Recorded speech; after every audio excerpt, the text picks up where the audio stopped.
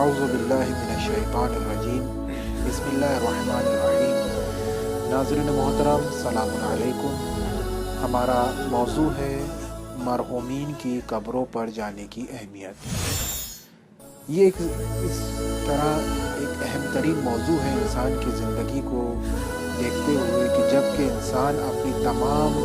زندگی کو مشغول کر چکا ہے دنیاوی معاملات میں، تمام کاموں میں، اور وہ انسان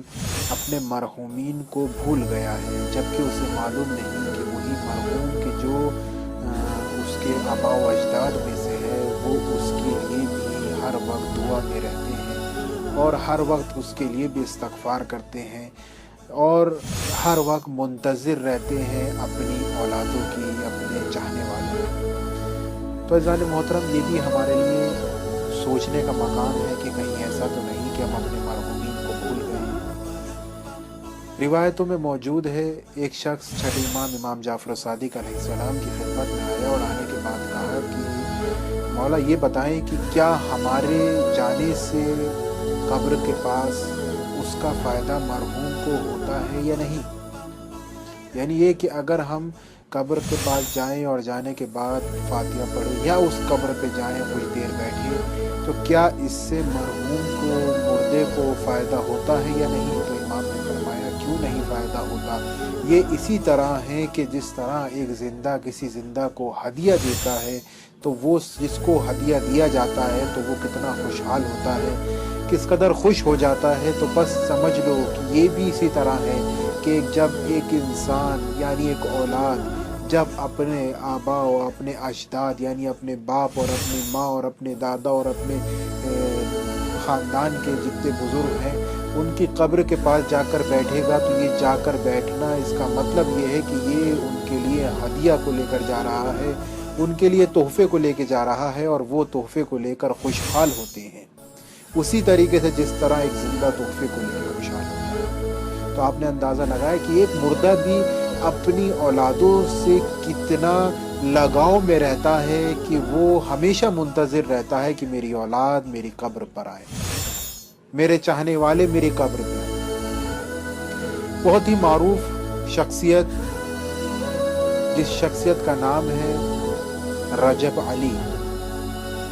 اور معروفیت اس وجہ سے تھی کہ ان کے پورے کامل جو نام لیا جاتا تھا وہ کہا جاتا تھا رجب علی خیاط۔ بہت معروف شخصیت ہے تاریخ کے میدان میں بھی اور اپنے زہد اور تقوی کے اعتبار سے بھی۔ کہتے ہیں کہ ایک شخص رجب علی کے ساتھ قبرستان میں گیا اور قبرستان میں جانے کے بعد اس نے تمام مردوں کے لیے فاتحہ پڑھی اور سلام کر کے باہر آنے لگا۔ رجب علی نے مخاطب ہوئے اس شخص سے، رجب علی کہتے ہیں کہ شاید تیری ماں بھی اس قبرستان میں دفن ہے، تو اس کی قبر پہ نہیں گیا؟ تو اس نے کہا ہاں میری ماں بھی اس قبرستان میں دفن ہے۔ تو رجب علی نے کہا کہ جا اس کی قبر پر اور جا کر اسے سلام کر اور اس کی قبر پر بیٹھ، یعنی اس کے کنارے پہ بیٹھ اور فاتحہ پڑھ، کہیں ایسا نہ ہو کہ تیری ماں برزخ میں گلہ کرے تیرے لیے۔ آپ نے ذہن توجہ اس چیز پہ مقام پہ توجہ فرمائے کہ ایک انسان کی زندگی کا اس مردے کے ساتھ کس قدر کنیکشن ہے کہ جب یہ انسان اس مردے کی قبر سے اگنور کر کے وہاں سے پلٹ جائے اور اس کی طرف نہ دیکھے تو وہ مردہ بھی اس کے لیے گلہ کرتا ہے، وہ مردہ بھی اس سے پریشان ہو جاتا ہے کہ یہ کیوں میری طرف سے رخ موڑ کے چلا جائے۔ جب بھی مستحب ہے کہ آپ جب بھی قبرستان کی طرف سے گزریں تو آپ کو چاہیے کہ صلوات پڑھیں، ان مردوں کے لیے فاتحہ پڑھیں۔ کیونکہ وہ مردہ کہ جو وہاں اس قبرستان میں دفن ہے کہ جب آپ اس کے لیے فاتحہ پڑھیں گے، آپ اس کے لیے صلوات بھیجیں گے تو گویا آپ ان کو تحفہ دے رہے ہیں، ان کو خوشحال کر رہے ہیں، ان کو خوش کر رہے ہیں۔ یہ بھی پروردگار کی بارگاہ میں ایک ثواب کا کام ہے، مستحب ہے، چونکہ وہ منتظر رہتا ہے کہ کوئی یہاں سے گزرے اور ہمارے لیے کوئی تحفہ یا کوئی ہدیہ پیش کرے۔ حدیث موجود ہے، رسول اکرم صلی اللہ علیہ وآلہ وسلم ارشاد فرماتے ہیں کہ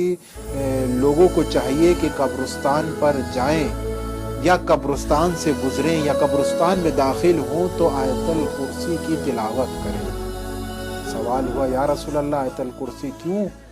कहा इस वजह से कि जब तुम आयतल कुर्सी कब्रिस्तान से गुजरते वक्त या कब्रिस्तान में दाखिल होते वक्त या अपने मरहूम की कब्र के किनारे बैठकर जब तुम आयतल कुर्सी की तिलावत करोगे तो परवरदिगार आलम उस आयतल कुर्सी का सवाब तमाम जितने भी वहाँ दफन हैं उनको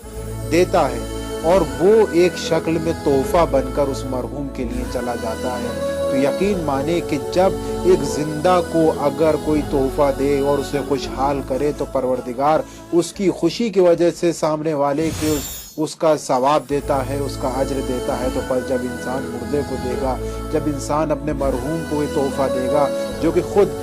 परवरदिगार की बारगाह में हाजिर हैं, परवरदिगार की बारगाह में हमेशा रहते हैं, तो परवरदिगार उसका सवाब उसका अज्र क्यों न देगा। तो जान मोहतरम ये सोचने का मकाम है। और ये भी जान लें कि ये कोई एक तरफा नहीं है, यानी ये नहीं कि अगर आप तोहफा देंगे तो सामने वाला ही खुशहाल होगा, ये सामने वाले को ही इसका सवाब होगा, या सामने वाले के ही जो मरहूम है उसके गुनाह माफ़ होंगे, नहीं, बल्कि इसका ताल्लुक आपके साथ भी है। रिवायात में भी मौजूद है कि अगर कोई इंसान किसी मरहूम की कब्र पर जाकर सूरह फातिहा पढ़ता है या दुआ करता है या उसके लिए इस्तग़फ़ार करता है या उसकी कब्र के किनारे बैठकर सलवात करता है या कब्रिस्तान से गुजरते वक्त सलाम करता है, तो परवरदिगार आलम खुद उस मुर्दे को दिए हुए तोहफे, यानी जो आपने उसके लिए तोहफा दिया है कि जिससे सामने वाले मुर्दे के गुनाह माफ़ हो जाएं, तो परवरदिगार आलम उस मुर्दे के भी गुनाहों को माफ़ करता है और उस पढ़ने वाले के भी गुनाहों को माफ़ करता है। आपने जाना, यानी मुर्दे के पास जाना फ़कत उसके गुनाहों की बख्शिश के लिए नहीं है, बल्कि अगर आप ये समझते हैं कि आप बहुत गुनहगार हो गए हैं, आपसे बहुत गलत काम हो गए हैं, तो मरहूम की कब्र के पास जाएं, अपने वालिदैन की कब्र के पास जाएं, अपने चाहने वालों की कब्र के पास जाएं और वहाँ जाकर दुआ और इस्तग़फ़ार करें कि जिसके सदक़े में परवरदिगार तुम्हारे गुनाहों को भी माफ़ कर देगा। बहुत सी रिवायतें हैं कि मसलन मौजूद है कि अगर तुम परेशान हो रहे हो, रिस्क में इजाफा चाहिए या कोई काम नहीं हो रहा, जिस तरीके से इंसान आज के दौर में रूहानी मरीज हो रहा है, तो कहा गया मुर्दों की कब्रों के पास जाओ, वहाँ दुआ करो, वहाँ इस्तग़फ़ार करो, परवरदिगार तुम्हारे इस्तग़फ़ार को सुनेगा और तुम्हारे गुनाहों की, तुम्हारी मुश्किलों को दूर करेगा, तुम्हारे रिस्क में बरकत करेगा। तो जान मोहतरम, हमें बारहा इस चीज़ पर तवज्जो रखनी होगी कि हमें कभी भी गाफिल नहीं होना चाहिए कि मुर्दे की कब्र से हम इग्नोर कर दें या उसकी तरफ ना गुजरें। बहुत अच्छा वक्त कहा जाता है कि रिवायत में मौजूद है, छठे इमाम जाफर सादिक अलैहिस्सलाम इरशाद फरमाते हैं कि सबसे अच्छा वक्त जो मरहूमीन की कब्र पर जाने का है वो जुमेरात का दिन है,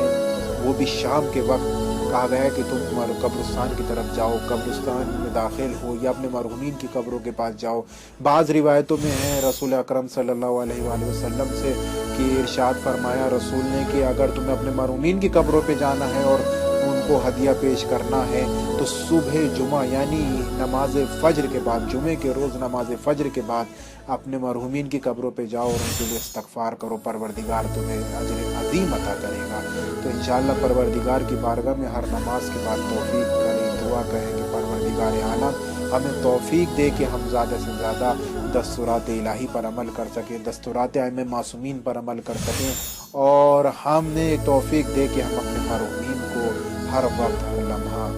अपनी दुआओं में याद रखें। वस्सलामु अलैकुम व रहमतुल्लाह।